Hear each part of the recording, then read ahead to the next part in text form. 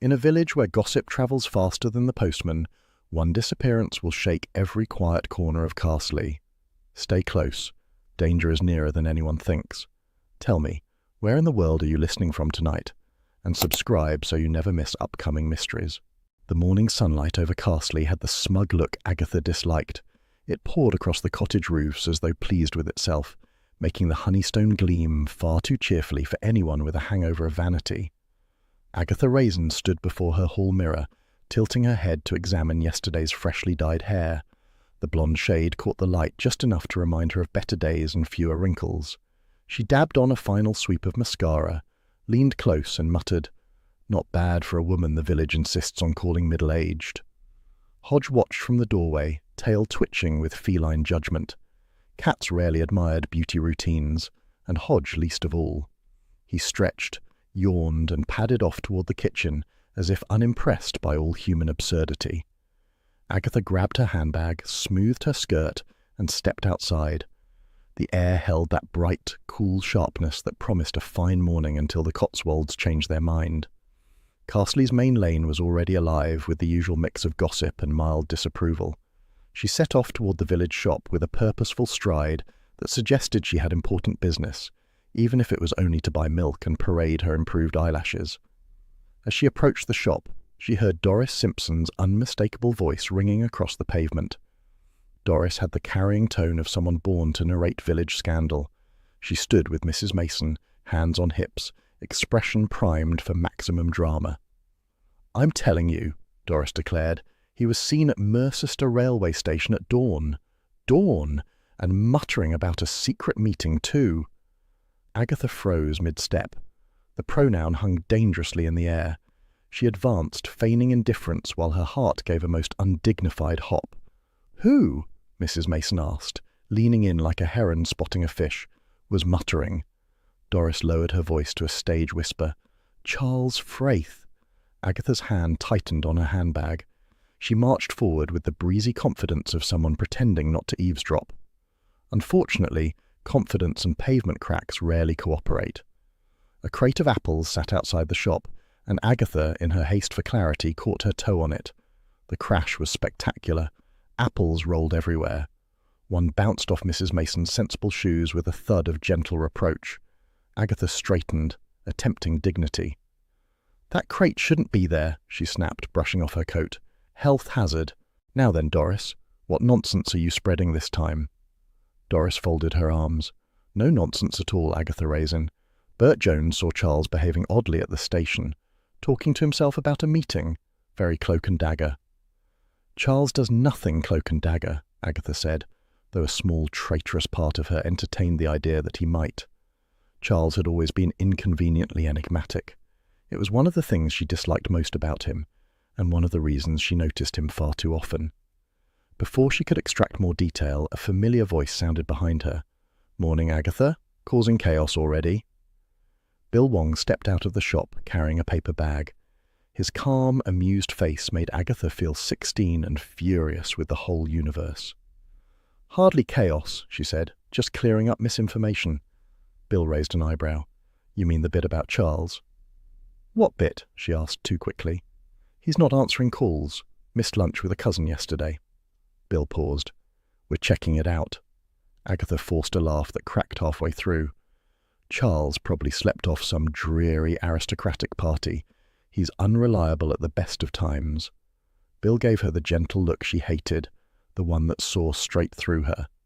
"If you hear anything, don't go charging about. Let me know." Agatha sniffed. "I don't charge about." Everyone around her looked politely unconvinced. Inside the shop, she bought her milk with far more clatter than necessary, partly because the village had already begun spinning colourful theories. Mrs. Mason suggested elopement. Mr. Dewar muttered something about debts. Someone else proposed Charles might be scouting property abroad. The chatter gathered momentum like a runaway pram. Agatha held her chin high. Charles Fraith does not elope. He barely commits to attending lunch. But beneath her brisk exterior, annoyance gave way to a thin thread of unease. If Charles had gone missing deliberately, he would at least have had the courtesy to warn her first, if only to boast about it. She left the shop, stepping back into the bright morning. The village felt oddly expectant, as if waiting for her to react. Agatha marched home, telling herself firmly that she was not worried.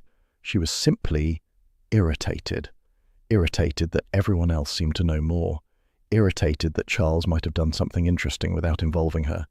And irritated that she cared. By the time she reached Lilac Lane, her irritation had grown into a fully fledged annoyance with no target. Hodge greeted her with a single disinterested meow before leaping onto the windowsill. Agatha placed the milk on the table and sank into the nearest chair, running through every possible reason Charles might be at a railway station at dawn. Secret meeting, she muttered. Ridiculous. He couldn't organise a secret meeting if someone bribed him with an inheritance. She rose to put the milk away when a faint rustle sounded from the front door. A soft thud followed. Agatha frowned. No one knocked. The sound was more like something being pushed through the letterbox. She crossed the hall, Hodge padding after her with sudden curiosity. On the doormat lay a cream envelope, plain, unmarked, with her name typed neatly across the front. Agatha picked it up, the weight oddly light. For one foolish second she thought Charles might have written, though Charles would never type. He preferred obscure scribbles only archaeologists could decipher. She tore the envelope open. Inside was a single slip of paper with one line in stark, cramped letters. Mind your own business. Charles is gone. The room felt still, as though the sunlight outside had paused mid-beam. Agatha read the words again, each one colder than the last. Someone knew she'd overheard the gossip.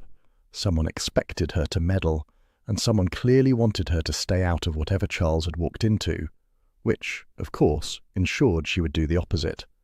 She set the note on the table and stood very still, feeling a tightness she refused to recognize as fear.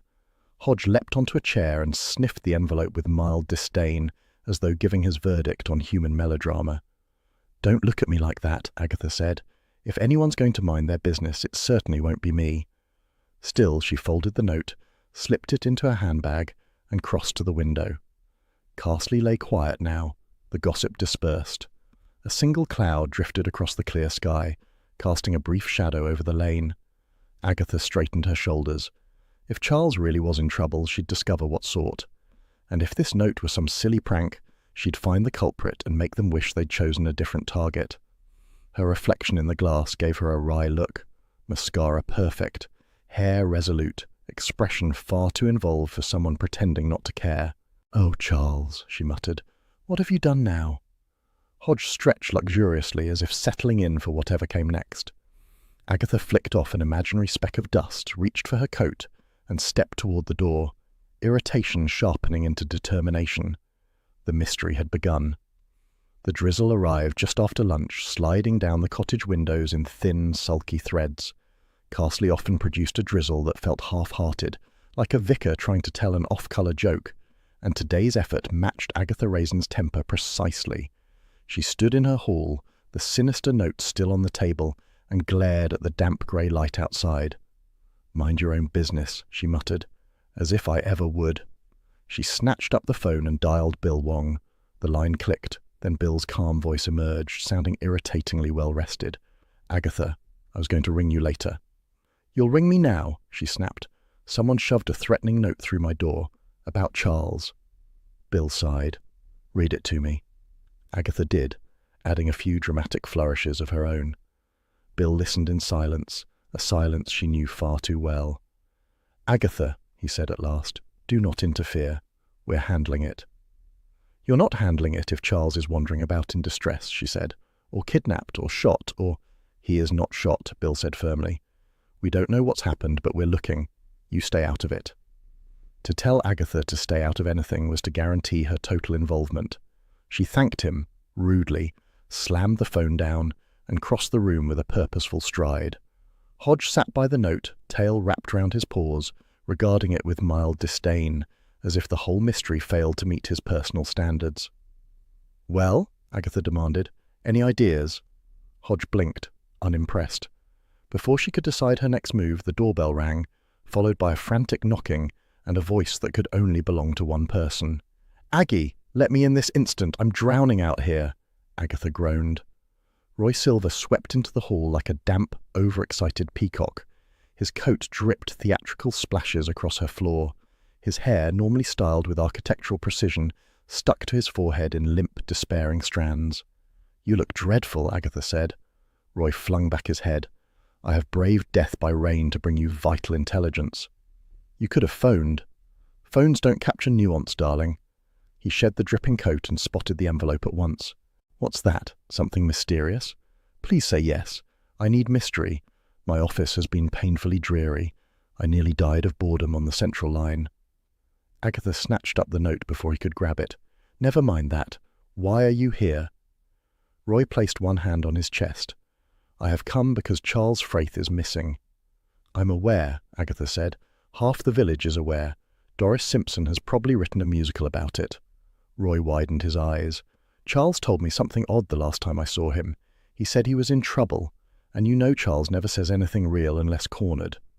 Agatha's pulse jumped. What did he mean by trouble? Something to do with his past, Roy said, lowering his voice with relish. Something lurking, something ominous. Agatha folded her arms. You're enjoying this far too much. I am not, Roy protested.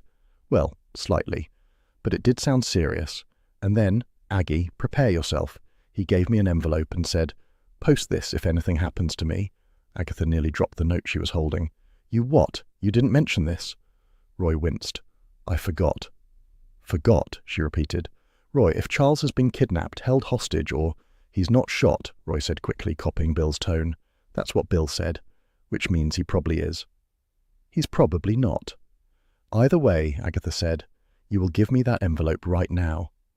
Roy rummaged frantically in his bag, producing receipts, a half-melted chocolate bar, a magazine, and finally a crumpled manila envelope. Agatha snatched it, tore it open and slid out the contents. One torn sheet of card, a fancy border, a pair of printed initials, and half a date. She frowned. What on earth? Roy leaned over her shoulder. Oh, that's an invitation, isn't it? Something artsy. Agatha held it closer. The paper was thick and expensive, the sort used by people who collected wine and thought houseplants made good conversational props. Across the surviving half she read, Mercester Fine Arts Society, Special Evening Reception. The torn edge suggested someone had ripped the invitation in haste. A clue, or worse, a deliberate misdirection. Either way, her pulse quickened. Why didn't Charles tell me? She muttered. Roy smirked. He hardly tells you everything. He tells me enough. Roy opened his mouth to disagree, but caught Agatha's expression and reconsidered. She paced the room, holding the torn invitation like evidence in some courtroom drama. The drizzle outside thickened slightly, pattering against the glass. She resisted the urge to pour a stiff gin, then promptly failed and poured one anyway. Roy, ever attuned to opportunity, said, I'll have one too. She glared. It's not a social drink, it's for thinking. Then I shall think with you. She poured one for Roy and returned to pacing. The torn invitation, the odd note, Charles muttering at a railway station. It was too much coincidence for a man who usually avoided drama unless it involved his bank account. This fine arts society, she said slowly. Did Charles ever mention it before? Once, Roy said, but only because someone at a reception bored him to death about a painting. He escaped through a window, if I recall. Agatha snorted. It sounded like Charles. But why revisit the place now? Why be at a station at dawn? Why talk about a secret meeting? Someone from his past, she murmured. You're sure he said that? Absolutely, and not in his usual flippant tone. It was almost heartfelt. Agatha stiffened. Charles is not heartfelt. He is lazy, vain, and impossible. Roy smiled. You're very fond of him. Don't be ridiculous. Hodge leapt onto the armchair, settling into a prim loaf shape that suggested he found the human uproar rather tiresome. Agatha took a sip of gin, let the warmth steady her, and felt a thread of determination tighten. Right, she said. I'm going to find him. Roy blinked. Now? Of course now. If Charles is in danger, I'm not sitting about waiting for Bill Wong to tell me I can't help. Roy clapped his hands. Excellent. Adventure. Mystery. Drama. Agatha narrowed her eyes. It is not an adventure. It's a rescue mission. Stop looking pleased. I'm helping, Roy declared. You need my London contacts. I need you to stay out of the way. Impossible. Agatha opened her mouth to argue when a soft knock sounded at the door. Not frantic like Roy's arrival, but gentle, steady, polite. Only one person in Castley knocked like that. She crossed the hall and opened the door. Mrs. Blocksby stood there, umbrella folded neatly, a small warm smile softening her features. Her presence always brought a curious calm, as though the village had taken a long breath. "My dear," Mrs. Blocksby said softly, "there's something you should know about Charles's last visitor." Agatha felt her heartbeat quicken. The drizzle outside thickened, blurring the lane. Hodge lifted his head as if instinctively aware of the shift. "Come in," Agatha said, stepping aside, the note on the table, the torn invitation, and now a mysterious visitor. Something was starting, something serious, and Agatha, already halfway committed, felt her determination sharpen into a point. The drizzle faded by late afternoon, leaving Carsley washed clean and faintly shining. Agatha Raisin's living room smelled lightly of damp wool thanks to Roy's discarded coat, now drying over a chair like a collapsed bat. Mrs. Blocksby sat on the sofa with her usual gentle composure, hands folded neatly, as though visiting parlours with mysteries in them were her weekly exercise. Agatha stood by the window, arms crossed, irritation humming through her like a faulty kettle. "Right then," she said. "Tell me everything, and don't leave out the bits that make Charles look guilty." Mrs. Blocksby smiled softly. "I wasn't aware he was on trial." "He's missing," Agatha said, "which in my experience usually involves guilt of some sort, or stupidity, or both." Mrs. Blocksby glanced toward the note still lying on the hall table. "You said someone warned you off?" "Yes," Agatha said, "which means I shall do no such thing." Roy, now half recumbent on the armchair, added, "We knew that from the start, Mrs. B." Mrs. Blocksby turned back to Agatha. "I thought I should tell you something I saw the day before yesterday, at Charles's estate." Agatha's pulse flicked. "You were at Fraith Hall?" "I was visiting an elderly parishioner nearby," Mrs. Blocksby explained. "On my way back, I saw a woman walking down Charles's drive. She was elegant, very striking, wearing a peacock blue scarf." Agatha stiffened at once. Elegant women had a way of turning up exactly when they weren't needed. "Striking in what way?" Agatha demanded. "Tall, slim, younger than me?" Mrs. Blocksby hesitated delicately. "Attractive, yes, but that wasn't what caught my attention. She was upset." Roy sat up straight. "Upset how? Crying, screaming, fainting, dramatically clutching hedges?" "Roy," Agatha snapped, "let Mrs. Blocksby speak." Mrs. Blocksby continued. "She was arguing with Charles near the rose garden, quite heatedly. I didn't hear the words, but it was very clear they weren't discussing the weather." Agatha's stomach tightened. Was she familiar with him? Familiar? "They appeared acquainted," Mrs. Blocksby admitted, though Charles didn't look pleased. Roy gasped theatrically. A secret woman, a hidden paramour, a glamorous stranger from his past. Agatha's mouth twisted. Or a debt collector, or a lunatic, or someone selling subscriptions. Mrs. Blocksby reached for her handbag. "I don't want to alarm you, my dear, but the timing seemed unusual given his disappearance." Agatha sank into a chair, feeling a sharp mixture of jealousy and concern, both equally unwanted. The idea of Charles entertaining mystery women made her feel foolishly cross, which only made her crosser. "Well," she said briskly, "we need to know who she is, and what she wanted, and why she was wearing something as attention-seeking as a peacock blue scarf." Roy looked delighted. "A clue, a fashion clue, those are the best ones." Mrs. Blocksby rose with serene grace. "I thought you should know. Take care this evening, Agatha." "Why wouldn't I?" Agatha asked, trying for breezy confidence. Mrs. Blocksby's gentle look suggested she wasn't fooled. After she left, Roy stretched. A glamorous woman from his past. How delicious. "It's not delicious," Agatha said. "It's suspicious." "Suspiciously delicious," Roy said, and Agatha very nearly threw a cushion at him. At dinner time, Agatha, still restless, decided she needed fresh air. She marched to the Red Lion, hoping a bustling pub would distract her. The late light cast long shadows across Carsley's cottages, giving them a theatrical stillness that annoyed her for no good reason. Inside, the pub was warm, smoky, and full of villagers hunched over pints. The smell of chips mingled with the after-scent of someone's cheap aftershave. Heads turned as she stepped in. Carsley had the social reflexes of a meerkat colony. She reached the bar, nodding at Mr. John, the landlord. But before she could order, a cluster of women at the nearest table broke into excited whispers. "That's her," one said. "She'll know," another said. Agatha Raisin always knows. Agatha stiffened. Knows what? The closest woman beamed as though honoured. Charles's runaway fiancé, of course. Runaway what? Another chimed in. They say he was seen at the station with luggage. Eloping, apparently. Agatha stared at them, aghast. Charles does not elope. He barely attends breakfast. The women exchanged looks. One shrugged. Doris Simpson said he was muttering about a secret meeting. He was probably talking to himself, Agatha snapped. He does that when thinking. Sadly, it's not often. A man at a corner table called out, "So you reckon he's on some artistic retreat then?" Agatha, cornered and irritated, heard herself declare far too loudly, "Yes, Charles is involved in something artistic, very important, very cultured." The pub fell silent for a fraction too long. Agatha, realizing she had no idea what the Fine Arts Society actually did, added lamely, "Paintings and such." A voice behind her said, "Agatha, don't." She turned sharply. Bill Wong leaned in the doorway, wearing the tired expression of a man who'd arrived just in time to hear trouble gestating. "Bill," she said, "how long have you been standing there?" "Long enough to hear you invent a fantasy career for Charles." "I wasn't. You were," Bill said. "And don't tell people he's eloped, it complicates things." "I never said eloped. They said eloped," I corrected it to artistic. "Which is worse," Bill muttered. "Agatha, please do not stir this."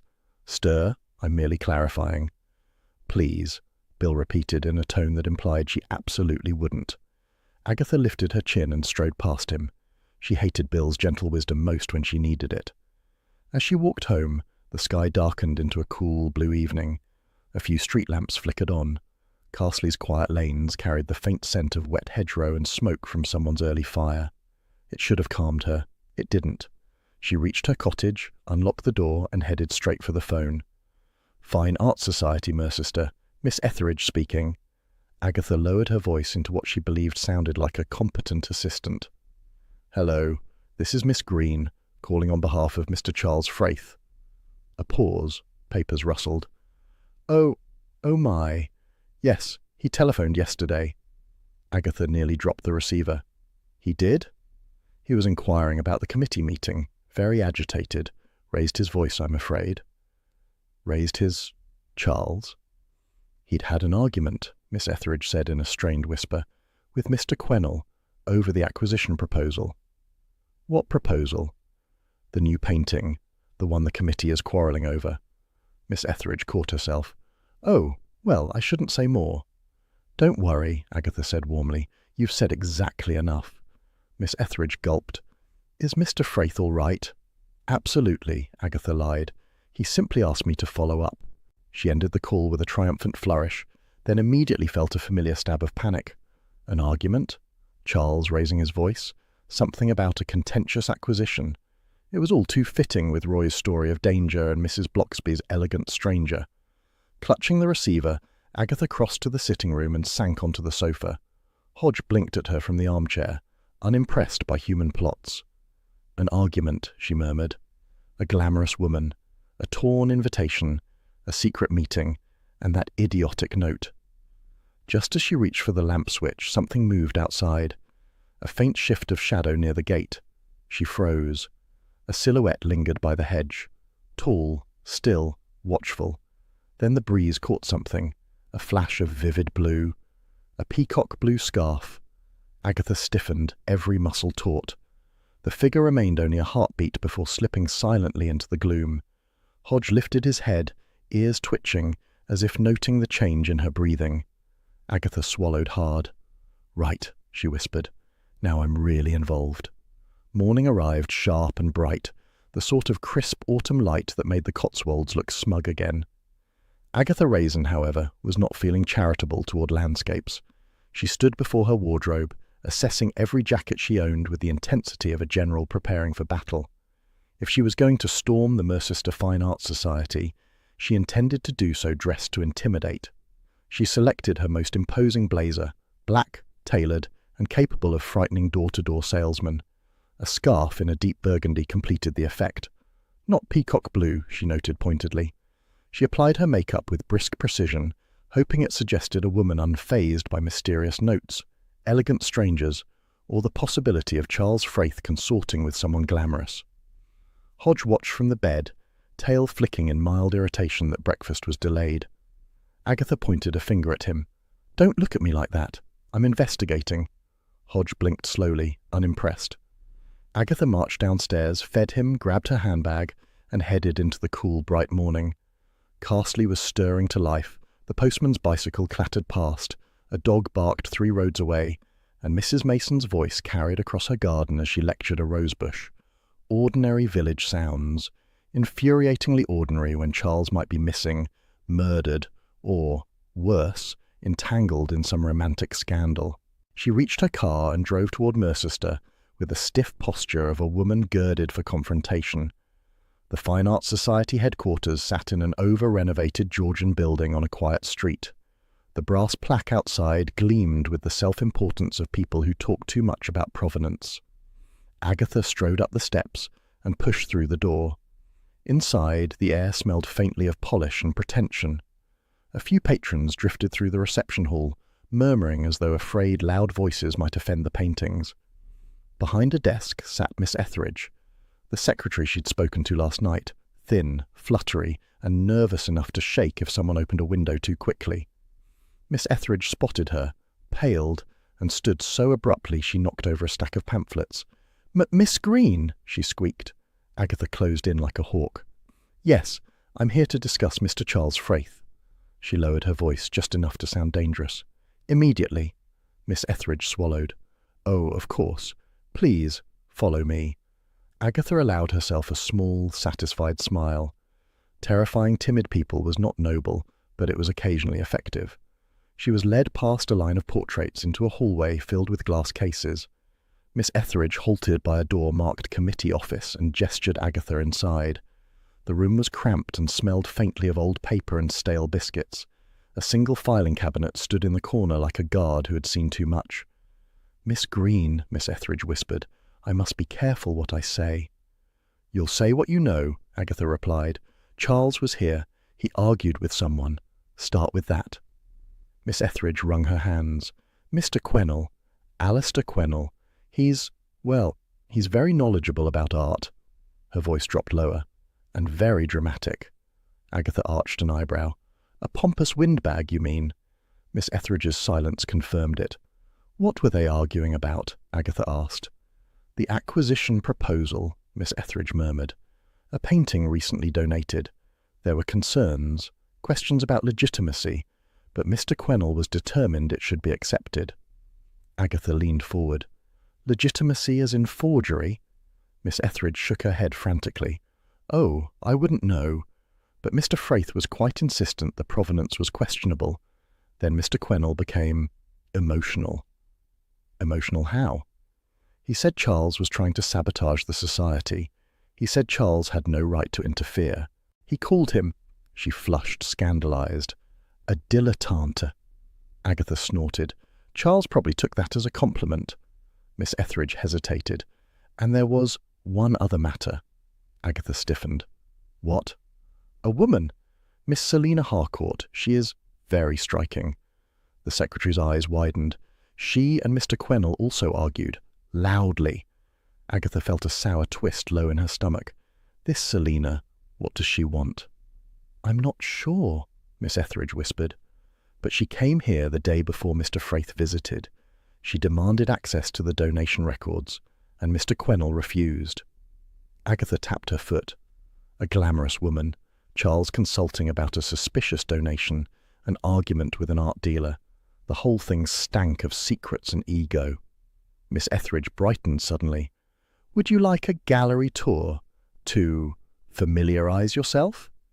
Agatha suspected the secretary hoped she would leave after seeing some statues, but a gallery tour meant opportunities to snoop. She smiled. "Yes, lead on." The gallery opened into a high-ceilinged hall lined with paintings Agatha pretended to understand. Patrons drifted about with the solemnity of people who believed themselves cultured. Miss Etheridge walked ahead, pointing out dull facts in a tremulous voice. Agatha examined the artworks with exaggerated seriousness, though her eyes kept darting to doorways, notice boards, and unattended piles of documents. Something here might explain Charles's interest. She stepped closer to a sculpture, a modern piece resembling a twisted spoon, and leaned in to examine a tiny plaque. Unfortunately, her handbag swung forward and clipped the sculpture. The sculpture wobbled. Miss Etheridge froze. Patrons gasped in horror. Agatha lunged to steady it, grabbed too hard, and the entire piece toppled off its pedestal with a metallic thud that echoed like a gong of doom. Miss Etheridge emitted a noise somewhere between a gasp and a whimper. A bald man in an expensive coat muttered, "Good Lord." Agatha straightened, cheeks burning. "It was unstable," she declared. "Health and safety hazard. Someone should complain." Miss Etheridge rushed forward, fluttering her hands over the sculpture. "Oh dear, oh dear, oh dear." "Well," Agatha said briskly, "at least nothing broke." The sculpture had, in fact, dented severely. Agatha chose to ignore this. She moved on with the purposeful stride of someone hoping the disaster would be forgotten, but the gallery patrons followed her with horrified fascination, as if expecting her to start a one-woman war on modern art. Miss Etheridge eventually coaxed her into a side corridor where the atmosphere felt calmer, though the secretary's hands still trembled. "I'm terribly sorry," Miss Etheridge whispered. "Perhaps we should cut the tour short." Agatha waved this off. "Nonsense. I've seen museums with worse." She lowered her voice. "Now, tell me about this painting Charles was investigating." Miss Etheridge bit her lip. "I shouldn't, but there were rumours that it was part of a collection associated with a long-ago scandal, something to do with a forgery ring, but I don't know details." A forgery ring. Agatha felt a thrill of satisfaction. At last, something concrete, or at least intriguingly murky. "Anything else?" she pressed. Miss Etheridge leaned closer. "Miss Harcourt was involved somehow. Her family had a connection to the scandal, though please don't mention I said so." Agatha blinked. "Selina Harcourt, the peacock scarf woman." "Peacock scarf?" Miss Etheridge repeated, baffled. "Never mind." They returned to the reception hall, where visitors still eyed Agatha warily. Miss Etheridge hurried behind the desk as though seeking sanctuary. Agatha was about to leave when the secretary glanced around nervously, then beckoned her closer with a trembling hand. "Miss Green," she whispered, "Mr. Fraith asked me to retrieve a file for him. He never came back for it." She ducked under the desk and produced a thin folder bound with a red ribbon. I think you should have it." Agatha snatched the file before Miss Etheridge lost her nerve. "What's in it?" "Documents about the forgery scandal. Very old, very sensitive." Agatha felt a thrill she refused to show. "Thank you," she said, managing a tone of crisp authority. "You've done the right thing." Miss Etheridge nodded, though she looked as though she might faint. Agatha tucked the file into her handbag, squared her shoulders, and strode out into the cold afternoon air. The sunlight had softened, and a faint breeze carried the scent of damp leaves. Behind her, the Fine Arts Society sat like a prim aunt hiding scandalous secrets. She exhaled slowly. Charles had been digging into a decades-old forgery scandal. A glamorous stranger had confronted him. An art dealer had argued with him, and someone had tried to frighten her off. Agatha felt her determination sharpen again, mixed, annoyingly, with worry. She headed for her car, clutching the file like a prize. Hodge, she thought, would approve, or at least yawn at her with respect. The following morning arrived with a pale, watery sunlight, the sort that pretended optimism but didn't quite deliver warmth. Agatha Raisin sat at her kitchen table, a mug of tea before her, and the file Miss Etheridge had slipped her spread open like a crime scene. Hodge dozed on the windowsill, one ear twitching occasionally as though keeping half an eye on human folly. The documents were a tangle of faded photocopies, old newspaper clippings, committee minutes, and a letter dated 1987 from a solicitor's office in Mercester.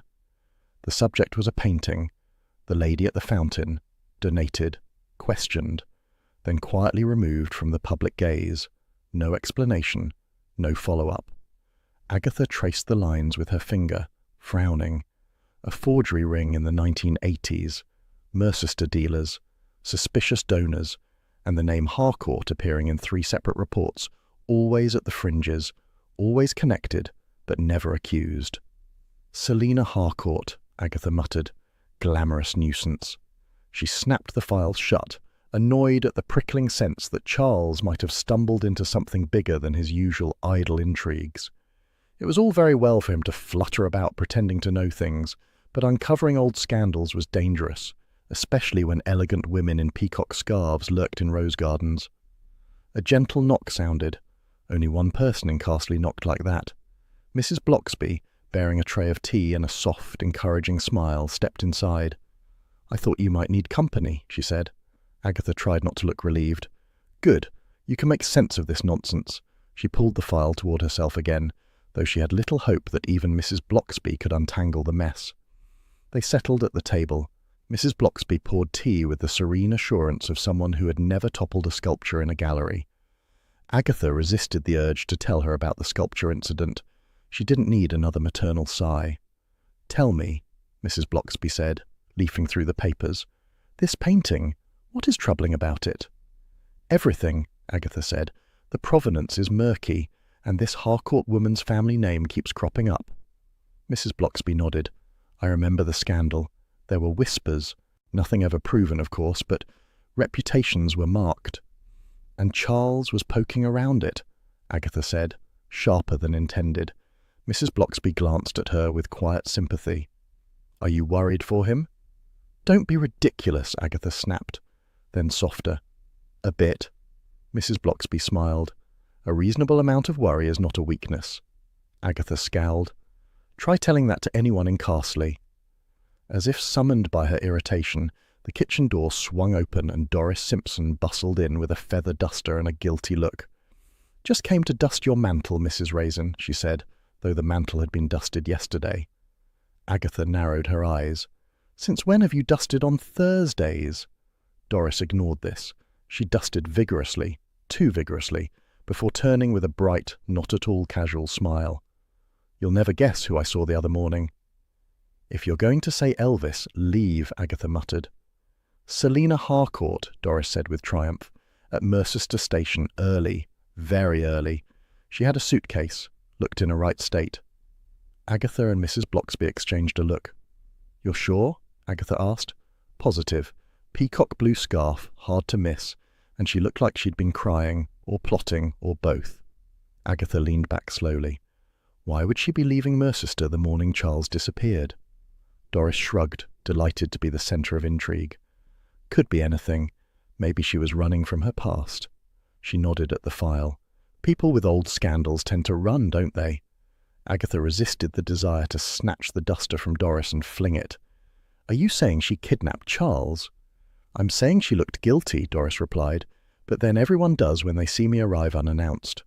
Agatha sighed. "Doris, please. Any other sightings? Any gossip that isn't completely insane?" Doris straightened with importance.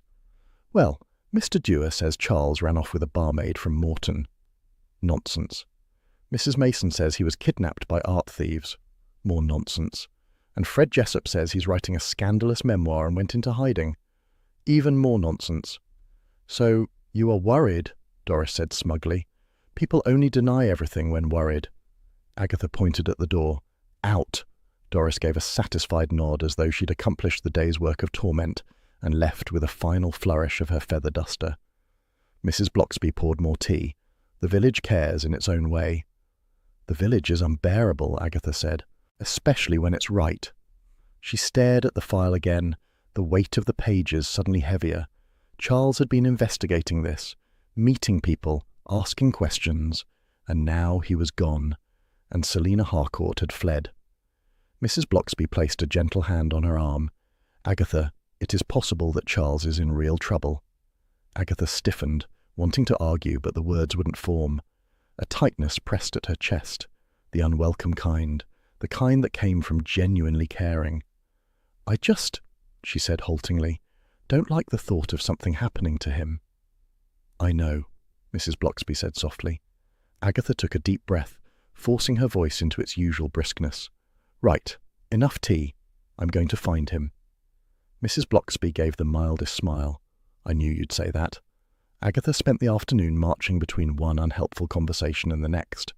Villagers seemed determined to provide theories that grew more absurd by the hour. At the post office, 2 women speculated that Charles had joined a travelling theatre troupe. At the bakery, A man claimed he'd overheard Charles practicing a secret code. At the WI Hall, a rumour had taken hold that Charles had faked his own disappearance to annoy an ex-lover. Agatha left before someone suggested aliens. By late afternoon, Carsley's lanes glowed gold in the low autumn sun. Agatha, weary and irritated, trudged home with the sense that she'd learned nothing except that her neighbours were utterly useless. She stepped inside her cottage and dropped her handbag on the table. Hodge stretched luxuriously on the sofa, as though judging her lack of progress. "Oh, don't start," Agatha muttered. "If you're so clever, you find him." She made tea, strong, and sat heavily. Her thoughts circled without landing. Charles's voice, Charles's arrogance, Charles's stupid smile, not helpful. The file lay open again, the scandal writing itself across her mind in smudged lines, the lady at the fountain, a forgery ring, the Harcourt name at the edges. "What were you doing, Charles?" she murmured. She stood abruptly. She needed air. She needed clarity. She needed not to sit still. The moment she stepped outside, she nearly fell over Bill Wong. He stood at her gate, expression tight, arms folded. He looked like someone carrying news he didn't want to give. "Bill?" she said, uneasy. What's happened?" Bill straightened, exhaled, and rubbed the back of his neck. "Agatha, we found something."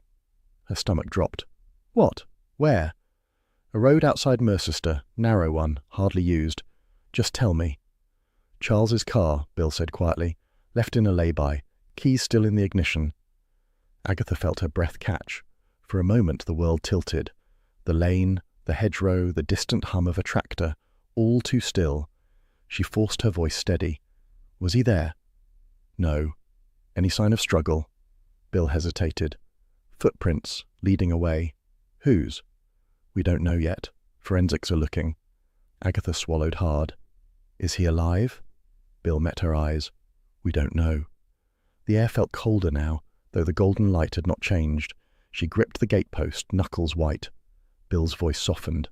"Agatha, please don't interfere. We're doing everything we can." "Interfere?" Agatha said weakly. "I'm going to do more than interfere." "Agatha, no." Her voice steadied, hardened. "Someone wanted me to back off. They left that note. They wanted me frightened. Well, I'm not frightened. I'm furious." Bill sighed. "Just be careful. Whoever's involved won't welcome questions." Agatha nodded stiffly. Bill gave her a long, searching look, then walked away down Lilac Lane, his silhouette shrinking in the fading light.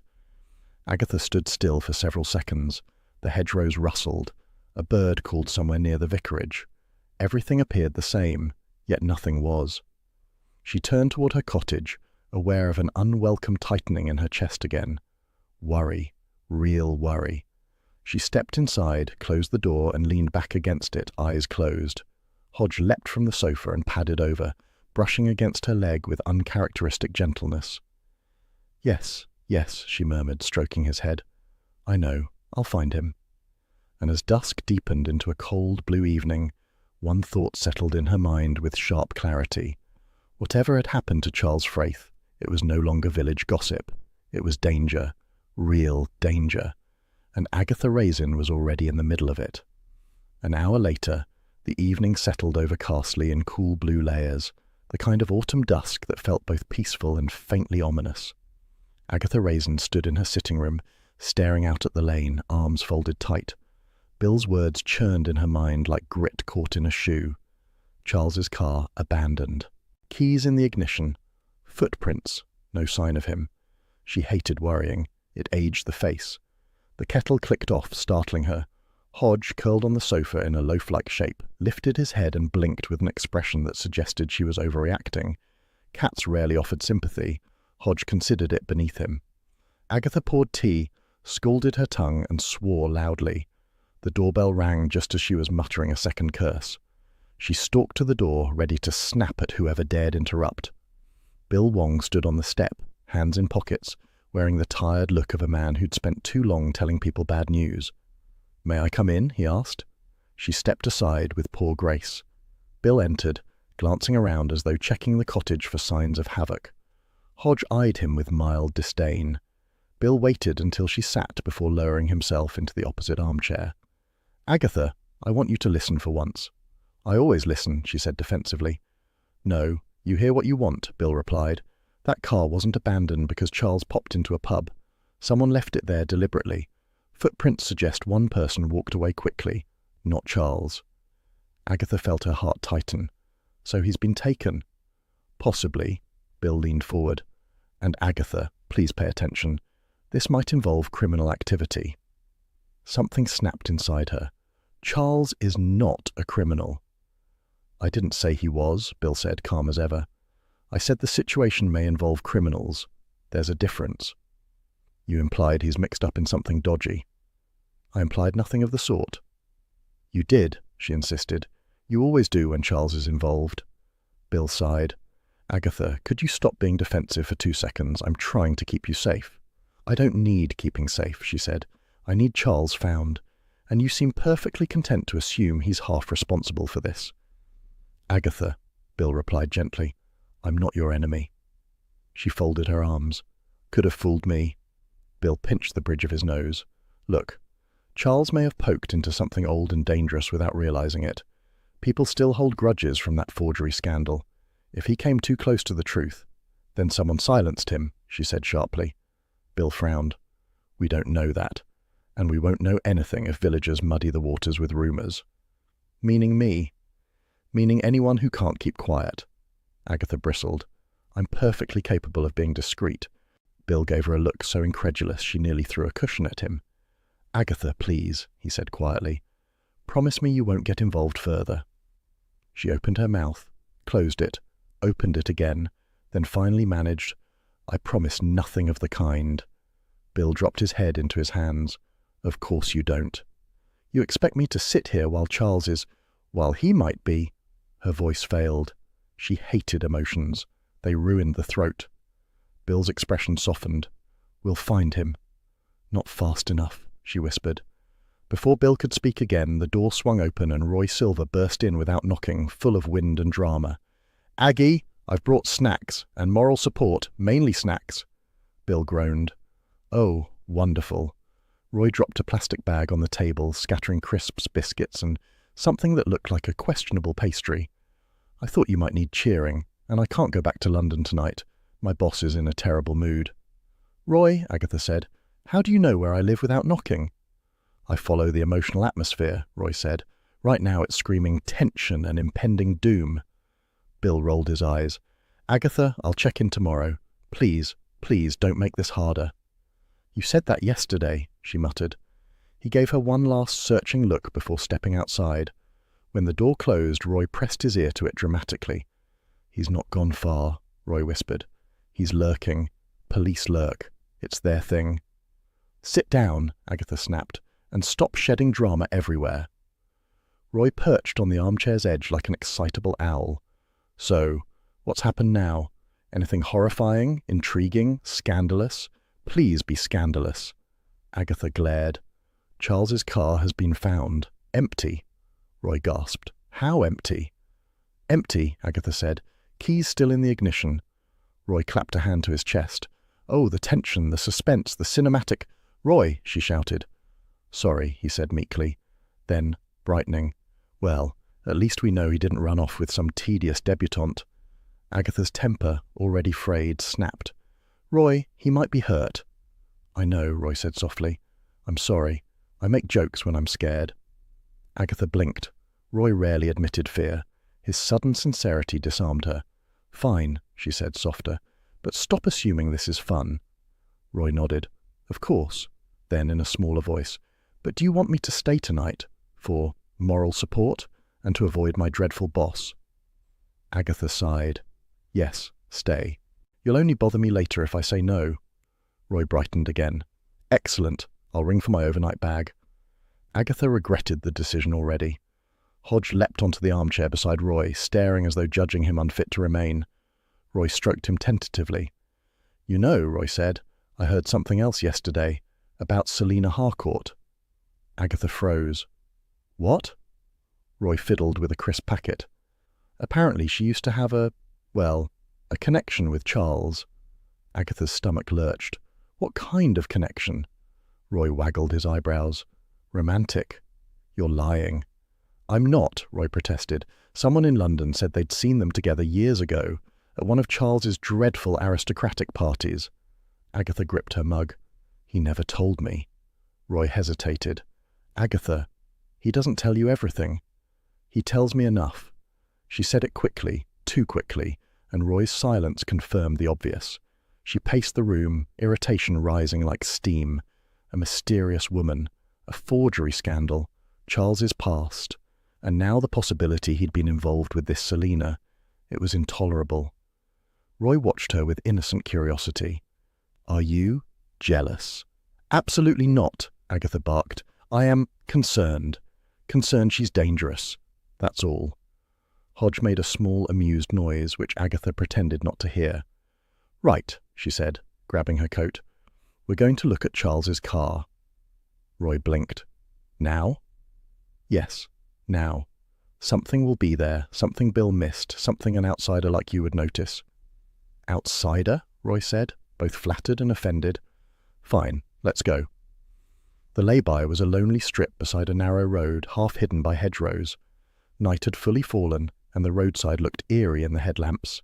Charles's vintage convertible sat forlornly, its presence strangely theatrical, as though abandoned mid-scene. Agatha approached with a mix of dread and determination. Roy followed closely, clutching his coat against the cold. She opened the driver's door.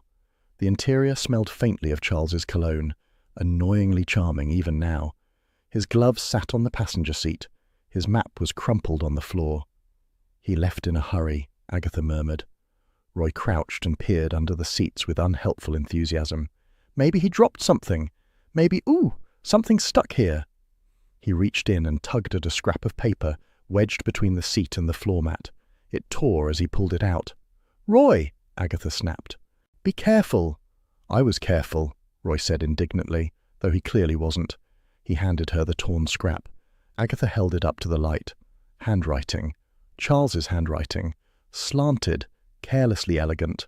Only a few words remained. Meet before they find out. Agatha stared at it, breath-catching. Roy whispered, Oh, that's very dramatic. Agatha didn't answer. Her pulse quickened, her mind stirring with both dread and a sharp sense of purpose. Someone had forced Charles into something. Someone was close to being exposed, and Charles had arranged a meeting before they found out. She slipped the scrap into her pocket and exhaled slowly.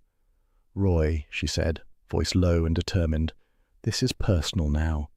Roy nodded, eyes wide. You're going to find him, aren't you? Agatha looked out into the dark hedgerows, the night cold and waiting. Yes, she said, I'm going to find him. Whoever wants to stop me will regret it. Hodge, miles away at home, would have approved. The next morning broke clear and cold, with a brittle sort of sunlight that made every edge of Castley look sharper than usual. Agatha Raisin stood on her doorstep, coat buttoned, handbag heavy, expression set. She was done with waiting, done with worrying, and very done with imagining Charles in some melodramatic predicament. If the police insisted on slow caution, she would insist on being sensible in her own fashion, which for Agatha meant storming Fraith Hall without warning. Roy Silver trailed behind her like a reluctant spaniel, rubbing his arms for warmth. Aggie, do we really have to do this at dawn? My spirit isn't awake yet. Your spirit has never been awake, Agatha said, and this isn't dawn, it's 8:30. Which is practically dawn in London, Roy muttered. The drive to Fraith Hall was brisk, the hedgerows dusted with the kind of soft sunshine that pretended everything in life was calm and sensible. Agatha refused to notice. She drove with a fierce set to her jaw, tyres crunching over the gravel as she pulled into the estate's sweeping entrance. Fraith Hall looked deceptively serene, its honeystone walls glowing warmly in the pale light. Birds chirped in the topiary, and the distant rose gardens shimmered with dew. It made Agatha even more annoyed. Nothing should look that peaceful when its owner had vanished without explanation. It's enormous, Roy breathed, as if noticing Charles's aristocratic inheritance for the first time. How does he ever find the kitchen? He doesn't, Agatha said. He considers kitchens beneath him. She marched up to the front door and jabbed the bell. After a moment, the door opened to reveal Mildred, Charles's long-suffering maid, a small, sharp woman with greying hair and an expression that rarely softened. Today, though, she looked strangely anxious. "Mrs. Raisin," Mildred said, "I thought you might come." Agatha raised an eyebrow. "You did?" "Well, yes. Mr. Fraith always said you'd interfere if anything happened to him." Roy snorted. Agatha elbowed him. "We need to see his study," Agatha said. Mildred stepped aside at once, surprising them both. "Follow me. I've not touched anything in there." She led them down the long corridor to Charles's study, a warm, wood-panelled room that usually smelled of old leather and laziness. Today it looked as though a mild hurricane had swept through. Agatha surveyed the scene. A mug of coffee sat half-finished, stone-cold. A jacket, Charles's favourite tweed, lay draped over a chair. Papers were scattered across the desk, some on the floor. The top drawer hung open, its contents disturbed. "He left in haste," Agatha murmured. Roy nodded. "Haste and drama. Very Charles." Mildred clasped her hands tightly. "He received a visitor that morning, before he disappeared." Agatha felt a prickle along her spine. "Selina Harcourt?" Mildred's eyes widened. "You know her?" "Only by reputation," Agatha said tightly, "and by her ridiculous scarf." Mildred stepped closer. "She came demanding help. Said Mr. Fraith owed her father something, that he had access to records she needed." "Records about what?" Agatha pressed. Mildred lowered her voice. "About a stolen painting. She claimed it disappeared years ago, taken from her father during the scandal. She insisted Mr. Fraith knew how to get it back." Agatha blinked. "Charles doesn't steal paintings." "No," Mildred agreed, "but he was researching something, and she wouldn't leave. They argued, quite loudly." Agatha exchanged a look with Roy. Roy's eyebrows shot toward his hairline in delighted horror.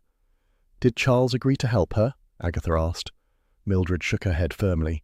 "He refused. Said he wasn't getting involved in her family mess. Then she left in a temper." "And after she left," Agatha said. Mildred pointed to the desk. "He started going through those papers. He was muttering. I heard him say something about finding the connection at last and someone being cleverer than they looked. Then his phone rang. His voice changed. He sounded wary. After that, he grabbed his coat and went out. Didn't even finish his coffee." Agatha stared at the cold mug. It felt strangely intimate, this glimpse of Charles right before everything went wrong. Roy knelt beside the open drawer, peering inside. He was definitely in a rush, or someone came looking for something. Agatha was already opening the other drawers, rifling with the speed and focus of a woman who disapproved of tidiness but adored discovery. Receipts, letters, pointless subscription forms, all useless.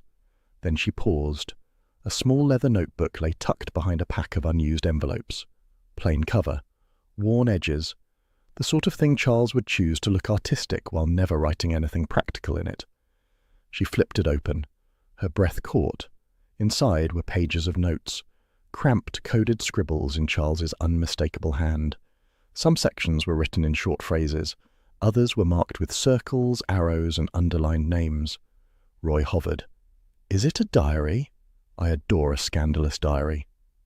"Roy," Agatha snapped, "be quiet." She scanned the pages. Words leapt out.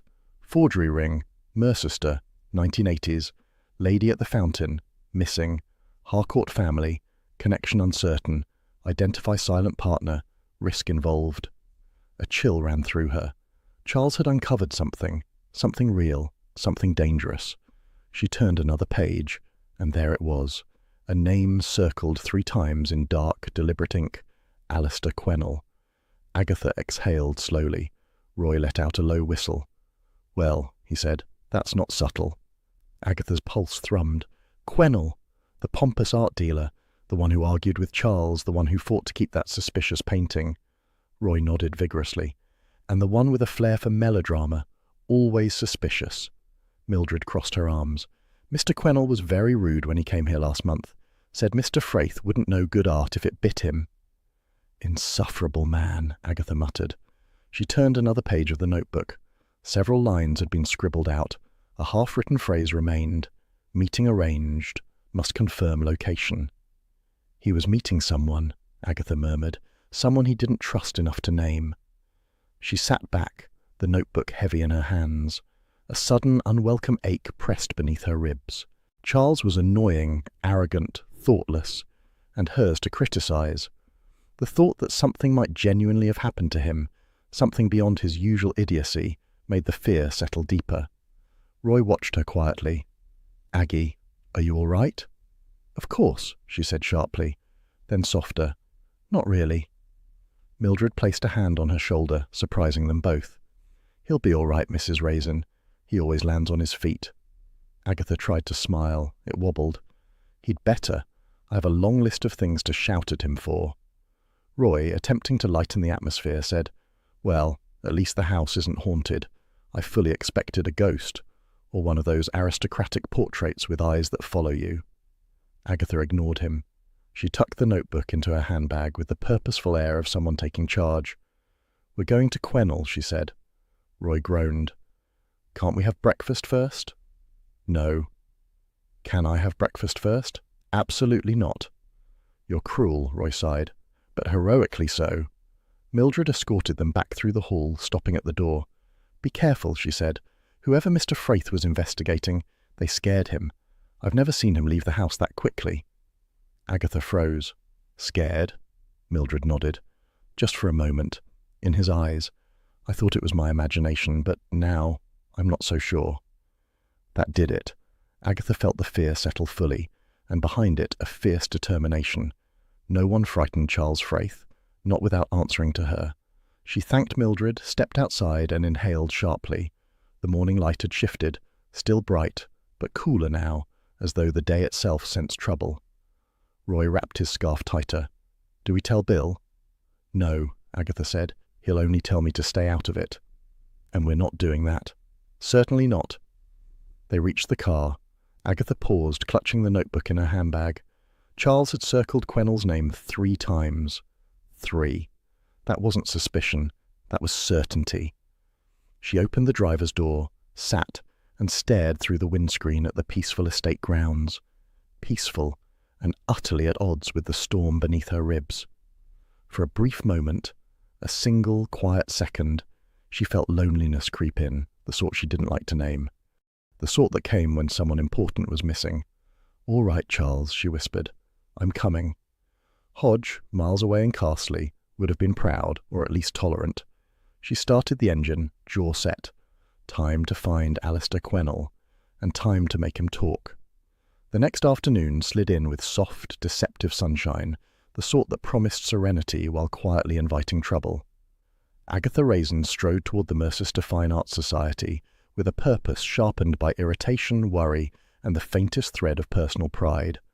Roy Silver scurried behind her, breathless and anxious, muttering about bad vibes and hostile decorative energy. "Stop fussing," Agatha snapped. "We're only talking to a pompous man in an overpriced cravat." "Yes," Roy said, "but pompous men are dangerous. They overreact. They monologue. They throw tantrums involving rare sculptures." Agatha ignored him, pushed through the glass doors and entered the polished foyer. The air smelled faintly of citrus polish and academic pretension. A minimalist installation piece loomed awkwardly by the stairs, looking as though it regretted being born. Alistair Quennell emerged from the corridor like an actor entering stage left. Tall, elegant, and perpetually affronted, he wore an emerald waistcoat so tight it threatened structural failure. His eyes narrowed. "Mrs. Raisin" and "friend." "Associate," Roy said, lifting his chin. "Creative consultant." "Fascinating," Quennell said coldly. "What do you want?" Agatha gave him a crisp smile. "Answers." Quennell laughed, a sharp, metallic sound lacking any humour. "Dear woman, I've already told the police everything." "Yes," Agatha said, stepping closer. "But you didn't tell them why Charles Fraith circled your name in his notes. 3 times. Quennell paled beneath his salon-perfect tan. "Notes?" Roy folded his arms. "Oh, now he looks nervous. Interesting." Agatha seized the opening. "Charles was investigating that forgery ring from the 80s. You were connected to it." Quennell sputtered. "That rumour is outrageous, completely unfounded, entirely slanderous." "And entirely believable," Agatha said. "Now, tell me what you said to him the day he disappeared." "I said nothing incriminating," Quennell sniffed. "We merely had a difference of opinion regarding the legitimacy of a certain painting." "Which painting?" Agatha asked. "Lady at the Fountain," Quennell said reluctantly. Though why that interests you? Because Charles's car was found abandoned, Agatha cut in. Keys left. Footprints. No Charles. Quennell's eyebrows shot upward in theatrical shock. He pressed a hand to his chest. Good heavens, I thought he'd simply taken one of his ridiculous spontaneous trips. Roy snorted. Without his jacket or his car. Quennell ignored him. Mrs. Raisin, this is hardly my fault. Isn't it? Agatha stepped even closer. Tell me what he discovered. Quennell hesitated too long. Agatha saw it. The slip, the tightening of his jaw, the flicker of fear. She pounced. You know something, she said. What is it? Where is he? I don't know where he is, Quennell snapped, composure cracking. All I know is that he discovered the truth too early. The room went still. Roy choked on air. Agatha's voice sharpened. What truth? Quennell's hands fluttered like startled birds. I shouldn't have said that. Agatha folded her arms. Then say the rest. I can't, he whispered. Someone else is involved, someone who won't hesitate to... To what? Agatha demanded. Threaten, harm, kill? Quennell's face contorted. Mrs. Raisin, please. You have no idea how dangerous. Oh, I have an excellent idea, Agatha said coolly. And unless you tell me everything, I'll ring my contacts at the Mercester Gazette and let them know you're hiding the truth about a vanished aristocrat. Quennell blanched. You wouldn't. Try me, Roy whispered happily. This is better than theatre. Quennell wavered, then wilted with dramatic despair. All right, I'll talk, but not here. Someone might... At that moment, the gallery doors swung open with enough force to rattle the minimalist sculpture. Selina Harcourt strode in like a brightly coloured storm, her peacock-blue scarf billowing behind her with the flair of a woman who considered entrances an Olympic sport. You, Selina cried, pointing at Agatha, you interfering middle-aged menace. That's rich, Agatha muttered. You're the one skulking around in scarves like a budget Carmen Sandiego. Selina marched toward her, chin high. You have ruined everything, absolutely everything. I've barely begun, Agatha said, and don't pull that offended act.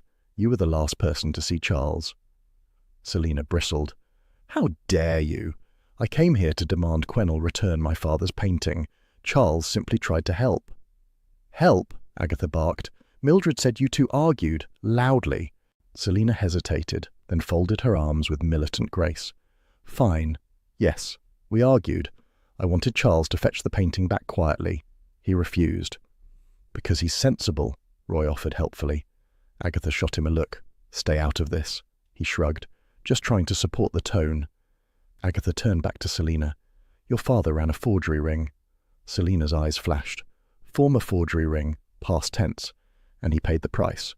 But one painting, wasn't returned after the investigation. That painting belongs to my family. So, you harassed Charles, Agatha said. I asked for his help, Selina insisted. He owed my father a favour. Agatha stiffened. Why?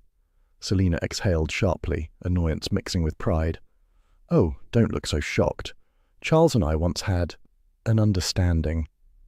Agatha's heart clenched. Define understanding. Roy leaned forward with interest. Yes, do. Selina gave a languid shrug. We were briefly acquainted, at certain events, years ago.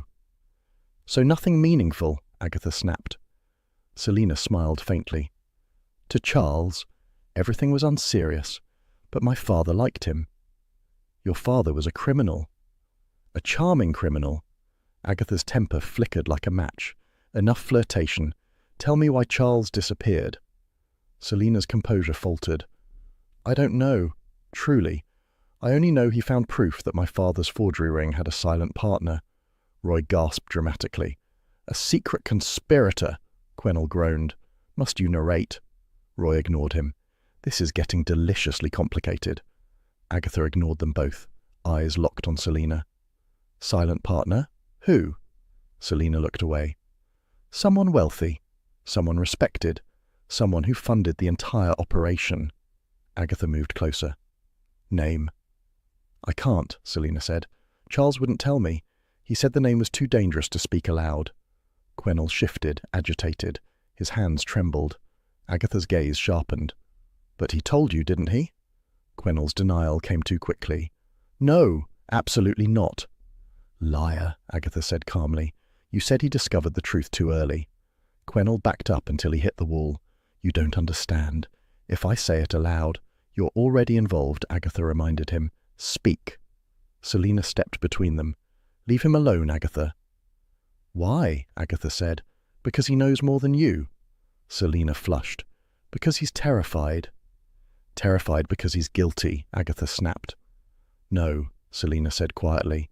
Terrified because the silent partner isn't him. For a moment, the only sound in the room was the soft hum of overhead lights. Roy swallowed audibly. Then who is it? Agatha asked, voice steady. Quennell closed his eyes. If I say it, it will spread. And I could die. Roy squeaked. Die? Selina grabbed Quennell's arm. Don't you dare. Agatha stepped closer, eyes narrowing. Tell me. Now. Quennell looked at her with a mix of fear and resignation. The silent partner was... He never finished. The gallery window shattered with a violent crack. Glass exploded inward, spraying the room with glittering shards. A brick thudded against the polished floor, skidding to a stop inches from Agatha's boots. Roy screamed. Selina shrieked. Quennell dove behind a sculpture. Agatha flinched but stayed upright, heart hammering. Outside, footsteps pounded on pavement, then disappeared. Quennell scrambled to his feet, shaking. You see? You see? They know we're talking. Roy grabbed Agatha's sleeve. Aggie, someone is trying to kill us. Agatha stared at the brick. A note was wrapped around it, tied with string. She lifted it carefully. The handwriting was unfamiliar but bold. Stop digging, or you're next. Selina gasped. Quennell whimpered. Roy clung to Agatha's coat like a frightened child. But Agatha Raisin's expression hardened. Well, she said dryly, brushing glass from her sleeve, it seems we've annoyed the right people. She pocketed the note with cold satisfaction. Charles, she murmured, I'm coming. Glass still crackled across the polished gallery floor when Agatha Raisin straightened, brushing shards from her sleeve with an impatient flick. Roy Silver remained latched to her arm like a terrified limpet, while Quennell trembled beside a toppled sculpture. Selina Harcourt stood rigid, scarf askew, hair bristling with indignation and fear. The gallery alarms wailed faintly in another room. Outside, hurried footsteps faded down the pavement. Whoever had hurled the brick had already vanished into Mercester's respectable afternoon traffic. Agatha lifted the brick's attached note again. The bold block letters stared back. Stop digging or you're next. Well, Agatha said briskly, that's encouraging. Encouraging, Roy squeaked. Aggie, we nearly died, and I have an aversion to dying.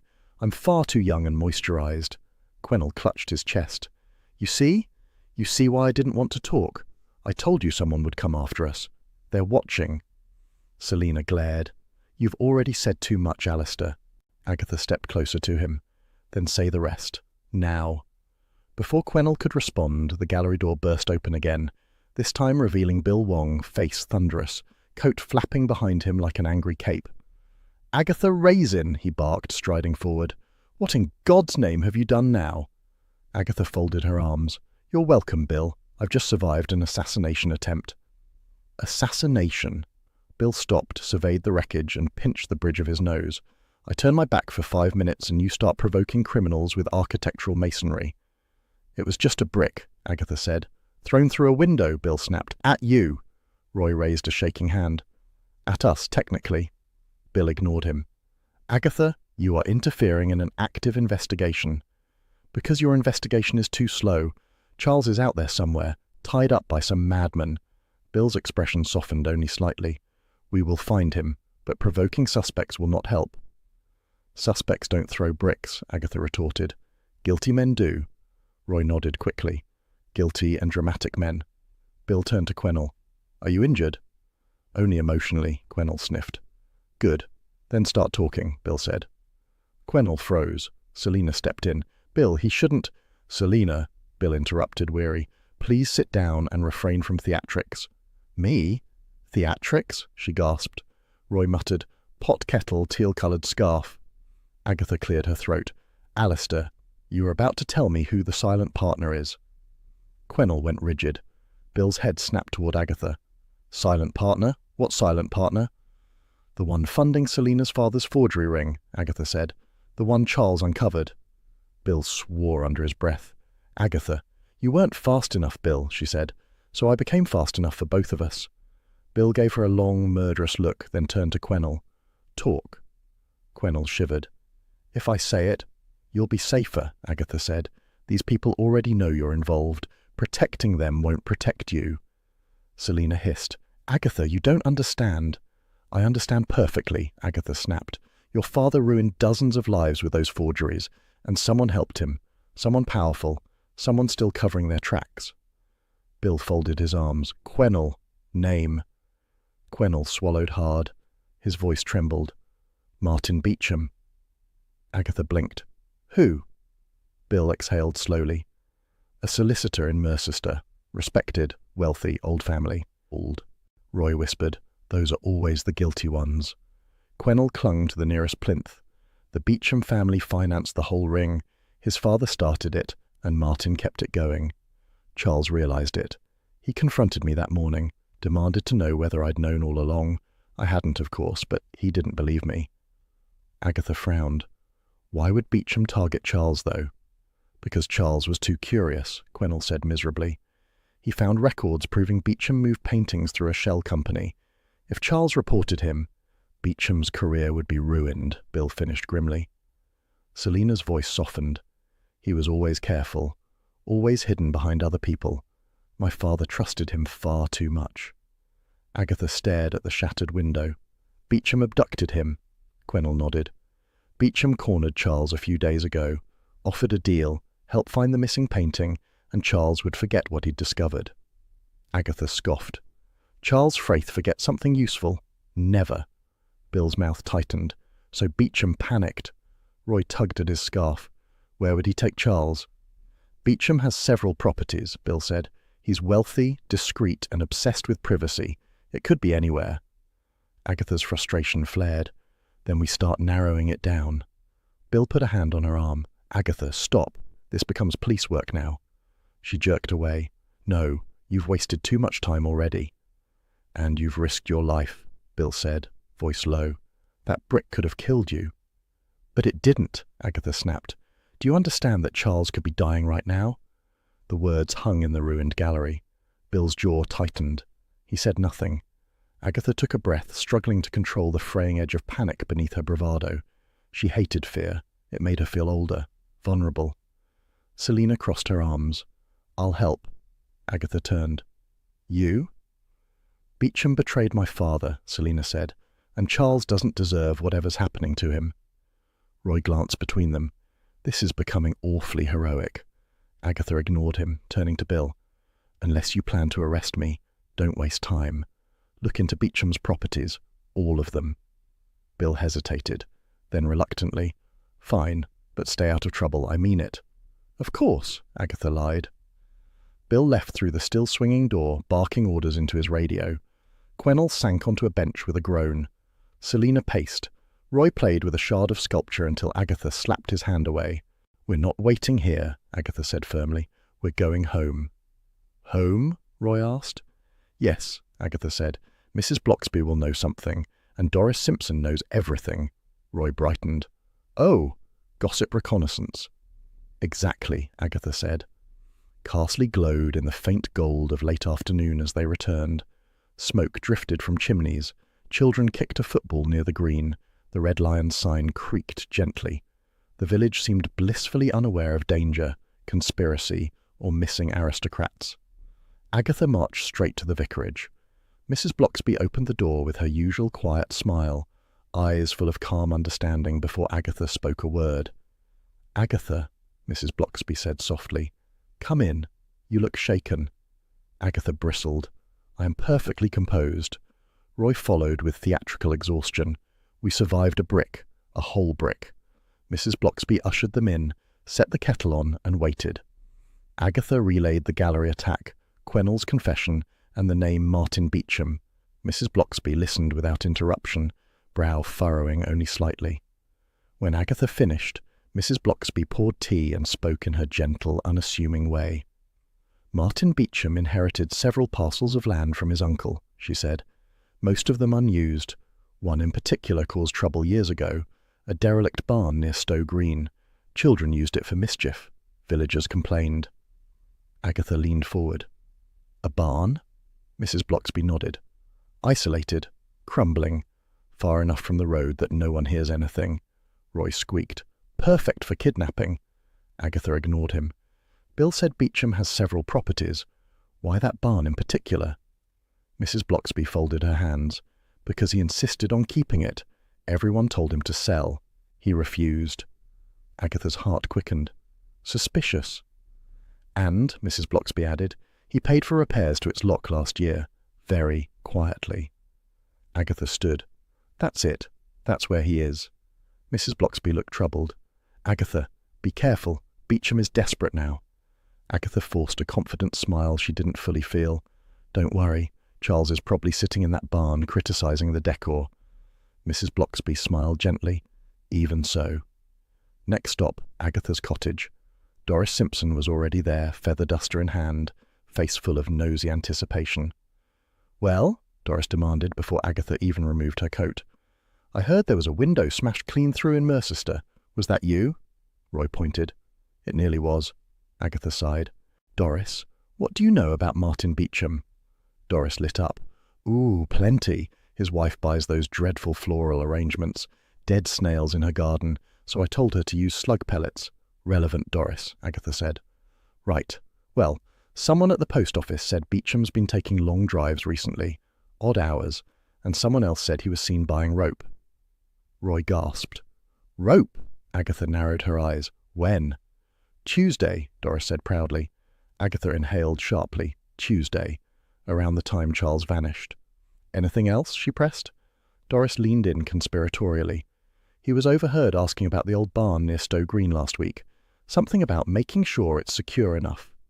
Agatha felt adrenaline surge. Mrs. Blocksby had been right. Doris continued, thrilled to be important. And I saw him arguing with Charles last month outside the post office. About a misunderstanding, Charles said. But Beecham looked furious. Agatha nodded. It all aligned far too neatly. Roy clutched his scarf. Aggie, we have to go. Now. Agatha turned to Mrs. Blocksby, who had walked them back from the vicarage. Will you tell Bill where we've gone? Mrs. Blocksby hesitated. I shouldn't encourage you. Agatha held her gaze. He'll need to follow us, and if Charles is hurt, every minute counts. Mrs. Blocksby sighed. Very well, but Agatha, please be careful. I always am, Agatha said. Mrs. Blocksby gave her a look that suggested otherwise. Twilight deepened as Agatha and Roy drove out of Carsley, heading towards Stow Green. The sky glowed violet, the hedgerows blurred by the wind rushing past. Roy fumbled with a map while Agatha gripped the wheel with determined precision. Left in a minute, Roy said. I think, unless that's a sheep path. You're hopeless, Agatha muttered. You're brave, Roy corrected. Brave and reckless, which is terrifying. Good, Agatha said. Terror keeps you alert. The narrow road wound deeper into the countryside. Soon they reached a lonely turn-off, its sign half fallen, pointing toward a track swallowed by grass. That's it, Roy whispered. Agatha slowed, heart pounding. The track led to a clearing, and beyond it, silhouetted in the dim light, stood a derelict barn. The roof sagged. One wall leaned inward like a drunk needing support. Very abandoned, very private. Roy swallowed. Aggie, he's in there. Agatha parked the car and stepped out, the cold evening air cutting sharp against her cheeks. She stared at the barn, fists tightening. Charles was close, too close to danger, and she wouldn't leave without him. She turned to Roy, voice steady. We're going in. Roy shivered. I knew you'd say that. Agatha took a breath. Beecham had made one fatal mistake. He'd underestimated Agatha Raisin. Up close, the barn loomed dark against the fading sky, its broken roofline jagged like crooked teeth. A cold wind rushed across the clearing, tugging at Agatha's coat and carrying the faint, damp scent of old hay. Roy Silver stood beside her, shivering and clutching his scarf as though it were a lifeline. Aggie, Roy whispered, I don't think this is a good idea. It isn't, Agatha said briskly, but we're doing it anyway. Charles is in there. Roy gulped. Couldn't we wait for Bill? Agatha shot him a glare. If I wait for Bill, Charles will be mouldering in a corner by nightfall. Roy winced. Fine, but if I die, please tell my boss I always secretly hated him. Noted, Agatha said. She approached the barn door. The padlock dangled loose. Someone had already opened it. Her pulse quickened. She pushed the door, which groaned loudly as it swung inward. Dust rose in soft clouds. Inside, the barn smelled of age and earth. A thin shaft of moonlight spilled through a crack in the roof, illuminating half-rotted beams and dry straw. Agatha squinted. Charles? She called softly. A muffled groan answered. Agatha moved forward, heart thudding. Then she saw him. Charles Fraith sat against a support post, hands tied in front of him with surprisingly neat rope work. His jacket was rumpled, his hair was a dishevelled aristocratic mess, and his expression hovered somewhere between irritation and embarrassment. "Agatha," he hissed, "for heaven's sake don't shout, and watch where you step. The floor's appalling." Agatha rushed forward, ignoring Roy's anxious squeak. "Charles, you're alive, thank God!" "What happened? Are you hurt? Who tied you? Why didn't you—" "Agatha," Charles interrupted, looking faintly pained. "I'm delighted to see you too, but must you talk like a careening foghorn?" She knelt beside him, relief bubbling just beneath her irritation. "I've been risking my life to find you, you pompous idiot." Charles smirked weakly. "You always were rather fond of me." "Don't flatter yourself," she snapped. Then softer. "Are you all right?" "Perfectly fine. Just tied. Uncomfortably." He tugged at the ropes. "And annoyed." Roy appeared over Agatha's shoulder, nervous eyes darting everywhere. "Charles, you're alive. We thought you were dead in a ditch, or buried under art supplies." "Thank you, Roy," Charles said with as much dignity as a tied man could muster. "Very comforting." Agatha leaned closer. "Who did this? Beecham?" Charles hesitated. "Let's say his career is about to experience unexpected turbulence." Agatha swore. "You confronted him, didn't you? You found his connection to the forgery ring." "I may have pointed out that his father's storage ledger was unusually comprehensive," Charles said. "Beecham reacted poorly." "By kidnapping you?" "Details," Charles said airily, though his voice carried a tremor of indignation. "He needed time to move the painting, so he panicked. Panicking men are terribly inconvenient." Agatha fought the urge to shake him. She was still processing the shock of seeing him alive, whole and insufferably smug. "We need to untie you," she said, tugging at the ropes.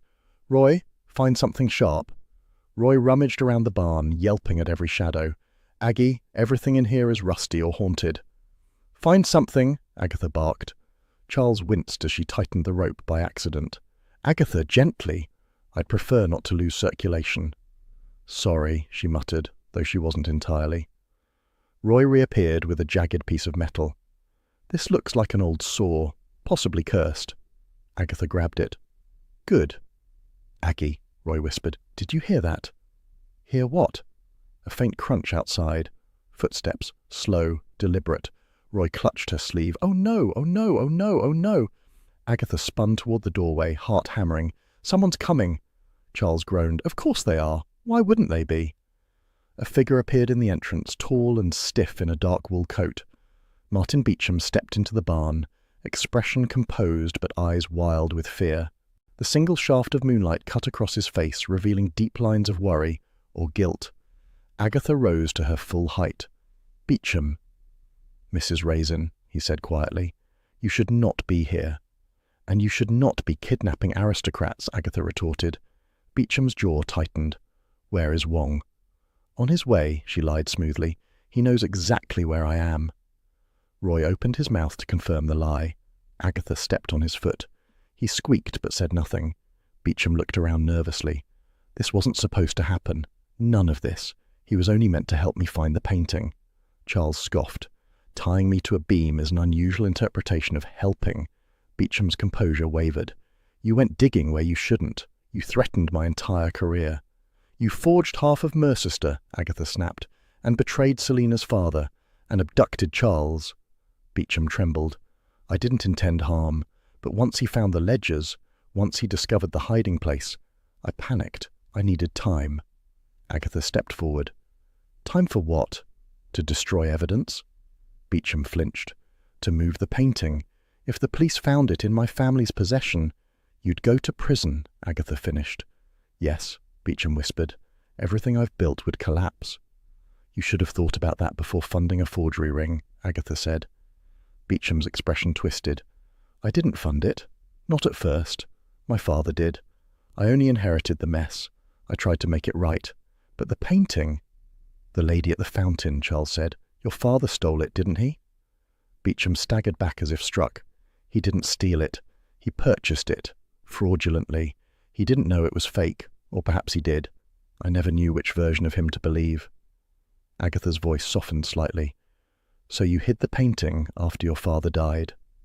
Beecham nodded slowly. I thought if I returned it quietly everything would disappear. But the paperwork, the sales trail, the accomplices, too much tied us together. My partners demanded silence, and when Fraith started asking questions, You panicked again, Agatha said. Beecham swallowed hard. Please understand. I didn't hurt him.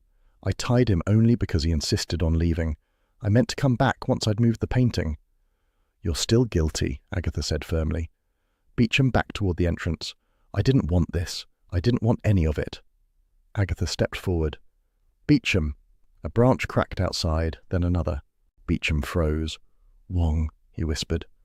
Hopefully, Agatha said. Aggie, Roy whispered. What if it's someone else? Someone worse? Agatha didn't take her eyes off Beecham. There is no one worse at this moment. Beecham's face contorted with panic. He pulled a small object from his pocket, a knife, old and dull but still dangerous. Roy squeaked again. Oh no, Agatha lifted her chin.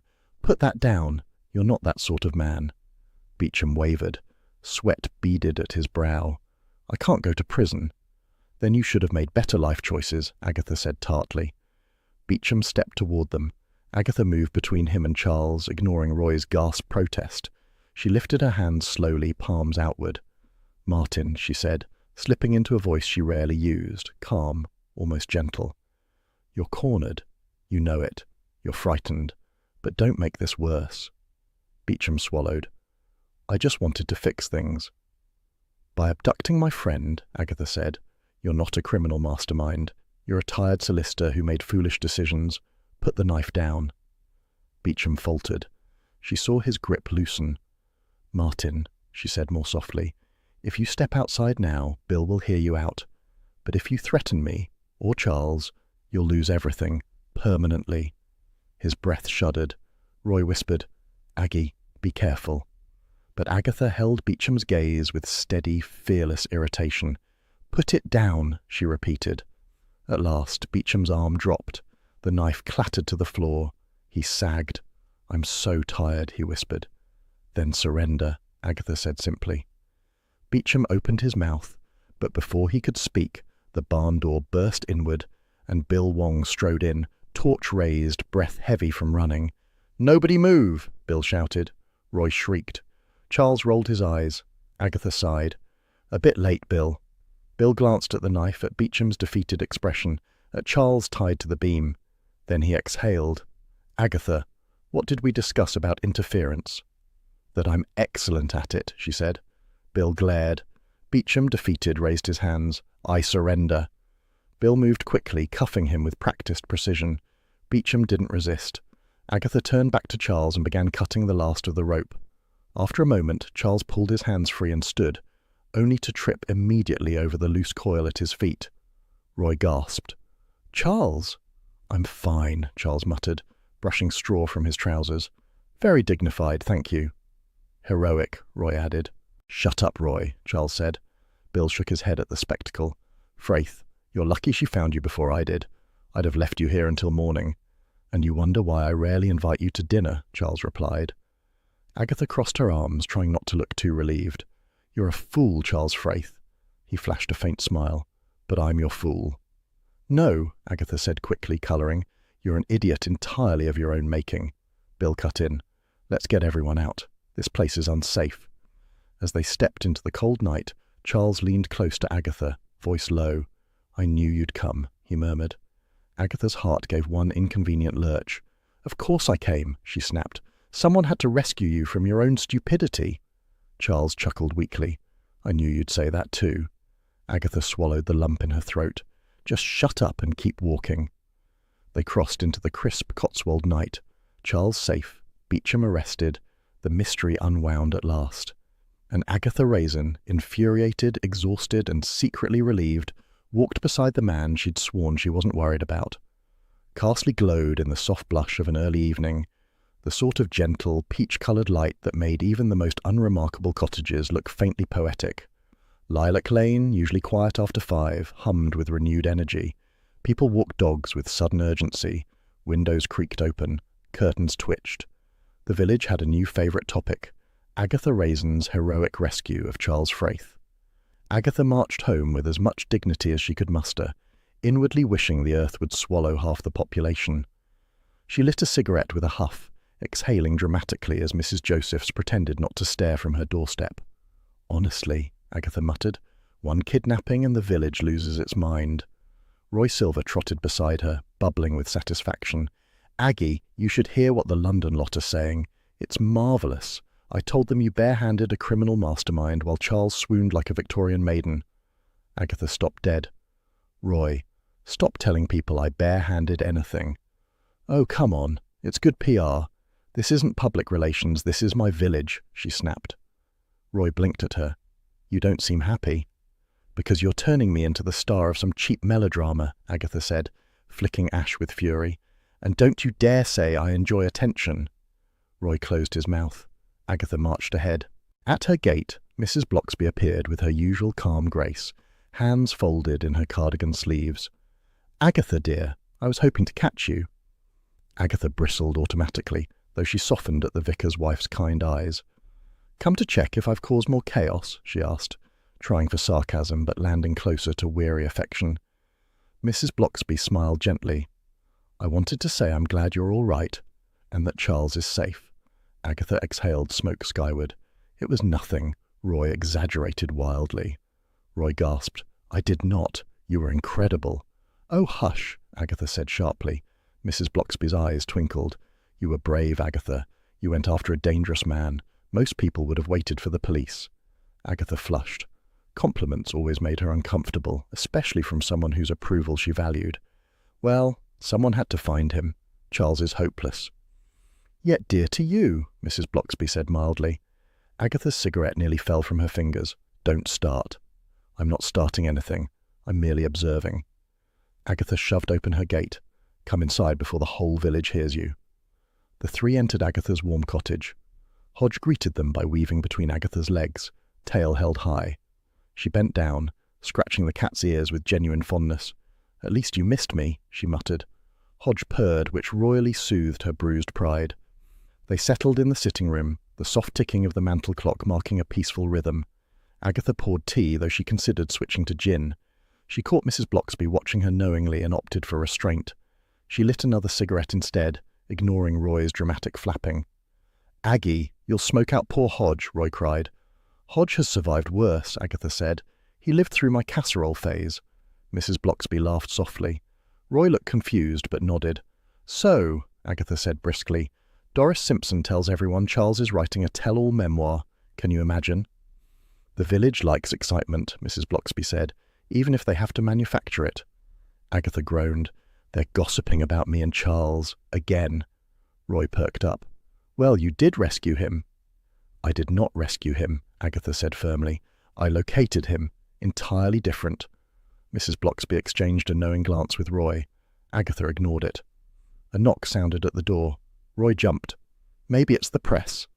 Agatha rolled her eyes and opened it. Charles Fraith stood on the step, immaculate as ever in a fresh shirt and tailored jacket, though faint shadows lingered under his eyes. In his hand he carried a bottle of wine with a burgundy ribbon tied around the neck. "Agatha," he said lightly, "I've brought you something." Agatha's stomach fluttered in a profoundly irritating way. "Why? What do you want?" "I've come to thank you," he said. "You did come after me after all." "Someone had to," Agatha muttered. He held out the bottle, a very good vintage, to express my gratitude. Agatha took it but refused to meet his eyes. "I don't need gratitude. I need you to stop getting kidnapped." "No promises," Charles replied with a maddening smile. Roy materialized behind Agatha. "Charles, darling, you look divine." "Thank you, Roy," Charles said. "Agatha, may I come in?" Agatha hesitated 1/2 second too long. Charles observed it. His smile widened. "Ah, perhaps another time. You seem busy." "I'm not busy," Agatha snapped far too quickly. Charles raised an eyebrow. "Very well. I'll call tomorrow. Good evening, all." He departed with that infuriating aristocratic ease, leaving Agatha glowering at his retreating back. Roy sighed wistfully. "He's so handsome when he's smug." "He's always smug," Agatha growled. Mrs. Bloxby touched her arm. "It was kind of him." "He should have brought chocolate," Agatha muttered. Roy snorted. "Aggie, you can't accept a romantic gesture, then complain about it." "I'm not complaining," she said, then immediately complained. "It's just typical Charles. Turning up, acting charming, making me—" She stopped herself. "Never mind." Mrs. Bloxby gave her a long, knowing look. "You were frightened for him." Agatha bristled. "I was not." Hodge meowed pointedly. "Oh, shut up," she told the cat. Roy fanned himself. "Aggie, denial is exhausting." "Get out," Agatha said, though without heat. Mrs. Bloxby stood. "I should go as well. You need a quiet night." Agatha opened her mouth to protest, then closed it. "Fine," she said softly. "Thank you." Mrs. Bloxby squeezed her hand. "You did very well, Agatha. Truly." When they were gone, Agatha locked the door and leaned her forehead against it for a moment, letting out a long breath. The cottage hummed with peaceful quiet. She placed the wine on the table and wandered into the kitchen, Hodge padding behind her. "All right, you," she said, pouring kibble into his dish. "Don't look so pleased with yourself." Hodge purred, tail flicking in smug satisfaction. Agatha opened a small bottle of tonic, then hesitated. After a moment's internal debate, she poured herself a modest gin instead. The glass felt steady in her hand. She carried it to the window, gazing out at Castley's sleepy gardens. A gentle breeze rustled the curtains. Somewhere down the lane, laughter drifted from a neighbour's porch. Agatha took a slow sip, her chest easing. She thought of Charles tied in that dreadful barn, of her frantic search, of the panic she refused to name.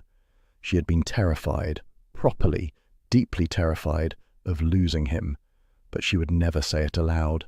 She glanced at Hodge, who stretched luxuriously on the rug. "Men," Agatha muttered, shaking her head. "Utter nuisances." Hodge blinked solemn agreement. Agatha smiled to herself, the faintest, most reluctant smile, the sort that hinted, just faintly, that another adventure waited somewhere beyond the neat gardens of Castley. And she would meet it, cigarette in hand, chin lifted, ready for whatever ridiculous trouble came next.